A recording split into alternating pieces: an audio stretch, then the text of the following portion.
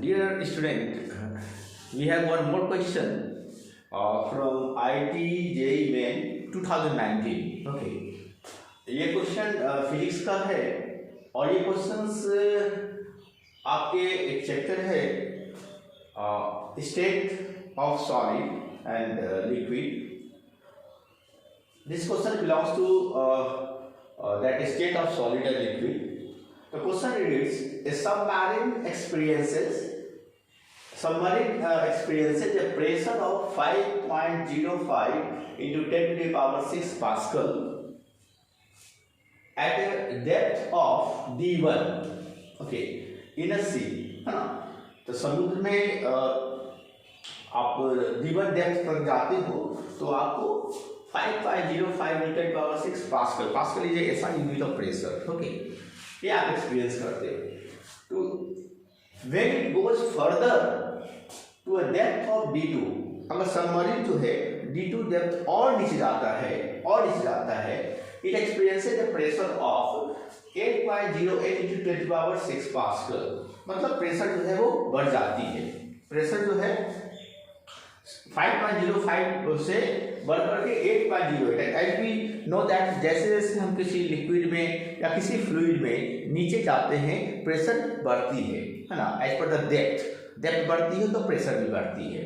We know it expresses the pressure of इतना. Then d2 minus d1, ये जो depth का जो डिफरेंस है d2 और d1 का जो डिफरेंस है इज अप्रोक्सीमेटली कितना के बराबर होगा, ये सवाल है.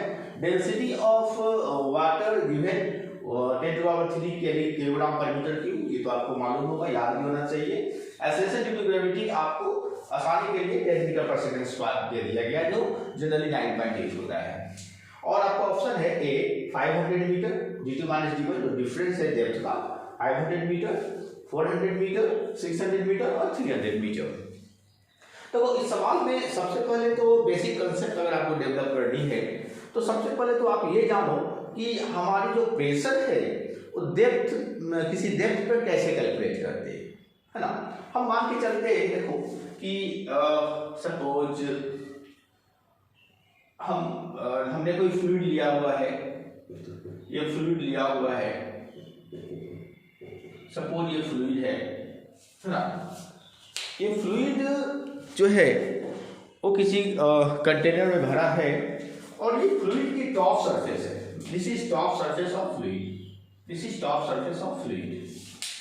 और हम क्या करते हैं कि किसी पार्टिकुलर पॉइंट पे हम प्रेशर निकालना चाहते हैं. हम इस पॉइंट पर प्रेशर निकालना चाहते हैं. तो हम how do we calculate it. सबसे पहले आप ये जानो कि हम दो पॉइंट कंसीडर कर लेते हैं. एक पॉइंट ए है और एक पॉइंट बी है. ओके, एक पॉइंट ए है, एक पॉइंट बी है. हम एक इमेजिनरी सिलेंड्रिकल शेप इमेजिन कर लेते हैं.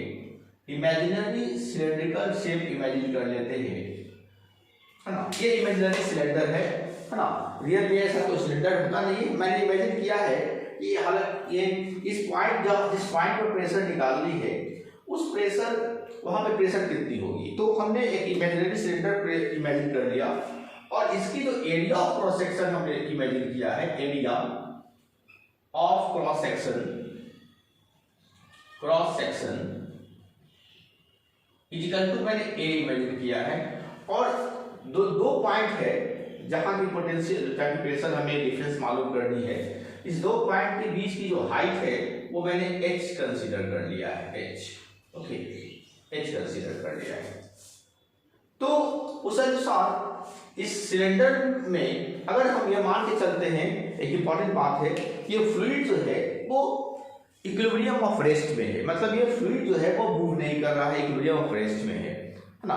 और तो उस हालात में हम ये मान के चलते हैं कि ये जो सिलेंडर है, सिलेंडर के अंदर जो इमेजिनरी सिलेंडर है उसके अंदर कितना फ्लूइड भरा हुआ है, उसका वजन कितना है. सबसे पहले इसकी वॉल्यूम निकाल लेते हैं. तो इसका वॉल्यूम कितना होगा. Volume of fluid equal to कितना होगा?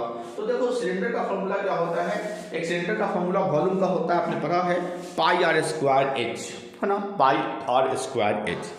तो पाई आर स्क्वायर का मतलब है इसका एरिया, इस सर्कुलर पार्ट का एरिया। तो पाई आर स्क्वायर एच तो हम लोग लिखते ही है, इसको हम पाई आर स्क्वायर की जगह पर area of cross section A into H भी लिख सकते हैं, ए इंटू एच। सो ए इंटू एच मेरा वॉल्यूम हो गया, ए इंटू एच मेरा वॉल्यूम हो गया इस सिलेंडर के अंदर जो फ्लूइड भरा हुआ है।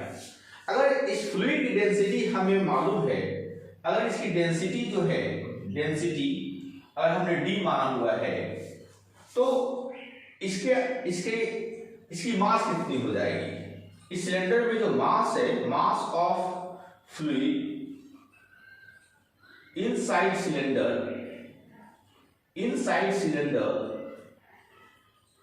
कितनी हो जाएगी?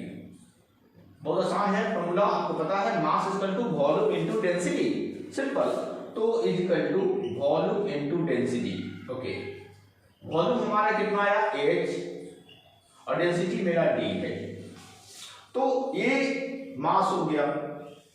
अब ध्यान से देखो कि यहां से मास जो है hd है, तो नीचे की ओर एक फोर्स लगेगा नीचे की ओर, जो mg के बराबर होगा। m क्या है? Mass of fluid, m is the mass of fluid and g the acceleration due to gravity. तो एक फोर्स नीचे की ओर काम कर रहा है, इस सिलेंडर के ऊपर भी एक फोर्स काम कर रही है नीचे की ओर।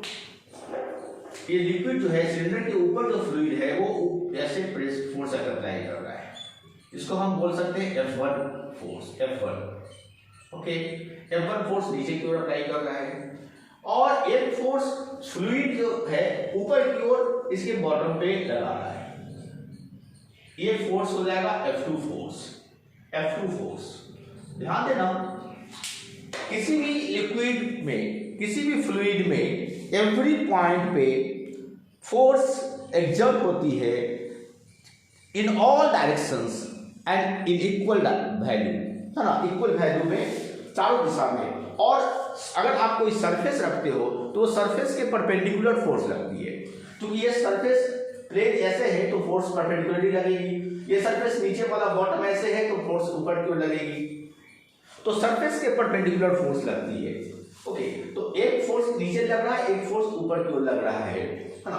तो ये टोटल फोर्स कितना हो गया आप देख सकते हो, नीचे की ओर लगने वाली फोर्स कितनी है? F1 और एक mg, है ना, F1 और mg, F1 प्लस mg नीचे की ओर लग रही है और ऊपर की ओर लग रही है F2। ये दोनों इक्वल होना चाहिए। क्यों? क्योंकि ये जो सिलेंडर के अंदर जो लिक्विड है वो इक्विलिब्रियम में है, इक्विलिब्रियम मतलब इक्विलिब्रियम रेस्ट में है ना, उस पर नेट जो फोर्स लग रहा है वो बैलेंस्ड फोर्स लग रहा है, नेट फोर्स 0 होनी चाहिए।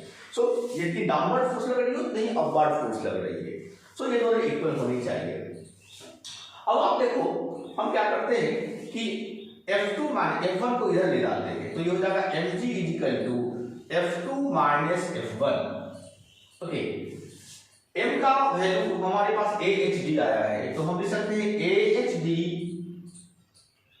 Into g is equal to F2 minus F1। हम दोनों को a से डिवाइड कर देते हैं, a मतलब एरिया, तो a से डिवाइड कर देंगे तो ये हो जाएगा AHDG upon a is equal to F2 by a minus F1 by a। ये a कैंसिल हो जाएगा, F2 बाई a क्या हो गया? Force upon area. इसमें फोर्स अपॉन एरिया क्या होता है? प्रेशर होता है, मतलब हमारा यहाँ का प्रेशर निकल गया P2 और F1 बाई A1 यहाँ का pressure P1, P2 minus P1 is equal to HDG। तो ये याद रखना, ये एक इंपॉर्टेंट रिलेशन हो जाती है, किसी भी फ्लूइड में दो पॉइंट के बीच प्रेशर जो डिफरेंस है वो HDG के बराबर होता है। और ये मैंने फॉर्मूला डिराइव किया है, बेसिक कंसेप्ट आपको दिया है। क्वेश्चन तो काफी आसान है, डायरेक्ट फॉर्मूला का अप्लाई हम करके सॉल्व कर सकते थे, लेकिन I want to give you the background concept, basic concept of physics, so that you can solve such kind of different problems जरूरी नहीं है कि यही सवाल आपको आईआईटी जेईई मेंस में आएगा, सवाल ऐसा ही कुछ आएगा, मतलब बेसिक कंसेप्ट आपको मालूम होनी चाहिए कि फॉर्मूला हम डायरेक्ट फॉर्मूला ये अप्लाई कर सकते थे, ये डायरेक्ट फॉर्मूला अप्लाई कर सकते थे, स्टैंडर्ड फॉर्मूला है, लेकिन you must know how to reach this formula, ये फॉर्मूला आप पहुंचते कैसे, है ना। तो आपने ये देखा कि P2 minus P1 pressure difference जो है वो HdG के बाद बराबर होता है। Now we are going to use this formula to solve this question. बहुत ही छोटा क्वेश्चन है, बहुत ही सिंपल क्वेश्चन है, लेकिन फॉर्मूला डिराइव करने में थोड़ा समय लगता है, नेचुरली लगेगा ही। You should know the basic concept, mind problem solve करना कोई बड़ी बात नहीं है, बट यू शुड नो कि वो प्रॉब्लम सॉल्व हुआ तो आखिर उसकी बैकग्राउंड कांसेप्ट क्या है, उसकी बेसिक कांसेप्ट क्या है। तो बेसिक कांसेप्ट जो मैंने अभी समझाया ये है, ये आपको दिमाग में रखना है। Now we are going to use this formula. देखो pressure difference P2 minus P1 दिया गया है, दो पॉइंट के बीच का pressure difference P2 minus P1 दिया गया है, डी डेंसिटी ऑफ वाटर दिया गया है, मतलब यहाँ वाटर फ्लूइड है, और G एसेंशियल ग्रेविटी दिया गया है, और H क्या हुआ, H वही डेप्थ है D2 minus D1।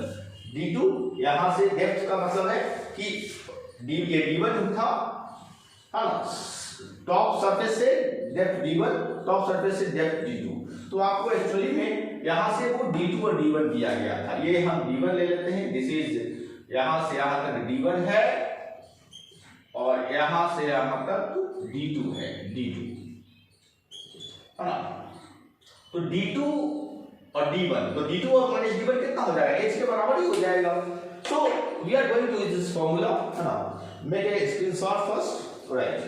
So now we are going to use this formula to solve this simple problem asked in IIT JEE Main 2019. Okay. तो सवाल बहुत टफ होता नहीं है, थोड़ा सा कंसेप्ट आपको क्लियर होनी चाहिए। तो आप देखो एट पर द क्वेश्चन आपका P2 माइनस P1 कितना है, तो P1 आपका दिया गया है 5.05 into 10 to the power 6 pascal, and P2 दिया गया है 8.08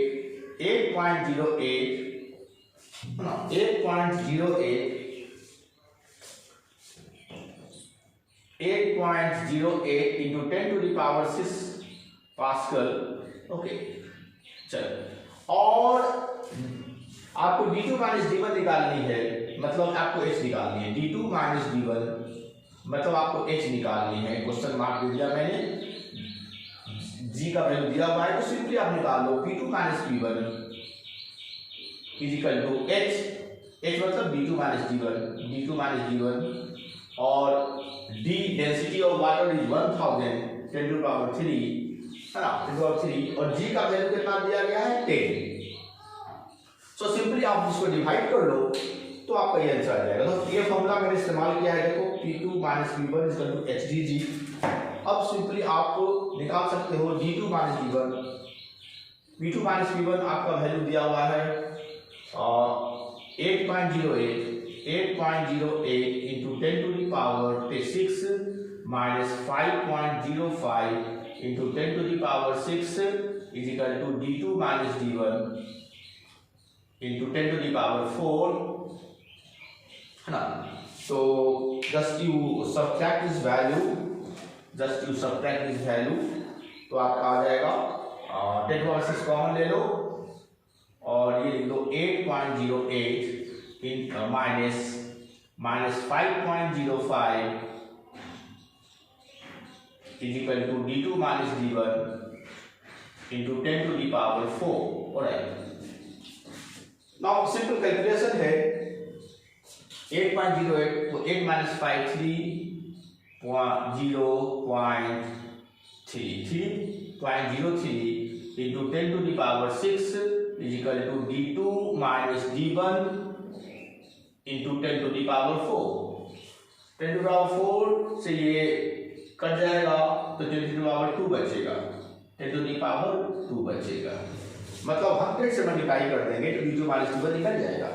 मतलब 100 से अगर आप मल्टीप्लाई कर देते हो तो D2 माइनस D1 आपका निकल जाता है। तो आप ध्यान से देखो